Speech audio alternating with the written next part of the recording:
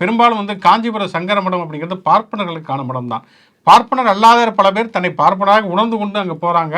அவங்க போகலாம். பெரும்பாலும் வந்து பார்ப்பனர் அல்லாதவருக்கும் காஞ்சி சங்கர மடத்துக்கும் எந்த விதமான தொடர்புமே கிடையாது அப்படிங்கிறது எதார்த்தம். அவர் இந்து மதத்தினுடைய பிரதிநிதி கூட கிடையாது. அவர் வந்து குறிப்பிட்ட பார்ப்பனருடைய பிரதிநிதி தான்.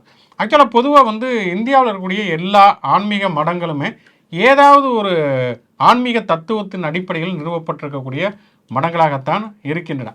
அப்படி உருவாக்கப்பட்டு அதுக்கப்புறமேல் வந்து கோடிக்கணக்கில் சொத்துக்களை சேர்த்து இப்போ சொத்துக்களை பாதுகாக்கும் நிறுவனங்களாகத்தான் பல மடங்கள் மாறி இருக்கின்றன.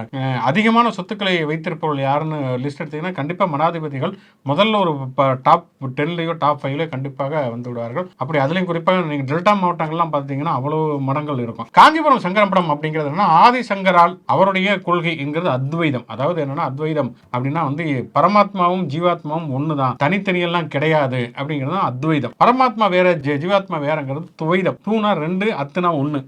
அந்த ஆதிசங்கருடைய சித்தாந்தத்தை ஏற்றுக்கொண்டு பார்ப்பனர்களே ஒரு பிரிவினர் வந்து ஸ்மார்த்த பார்ப்பனர்கள் அப்படின்னு இருக்கிறாங்க. அவங்களுக்கு என்னன்னா உருவ வழிபாட்டுல நம்பிக்கை கிடையாது. அவங்களுக்கு வந்து கடவுளை விட வேதங்கள் என்பதா முதன்மையானவை அப்படிங்கிறதா ஒரு அடிப்படை. இந்த காஞ்சி சங்கர மடம் வந்து அத்வைதத்தை ஏற்றுக்கொண்ட ஸ்மார்த்த பார்ப்பனருடைய இருக்கிறது.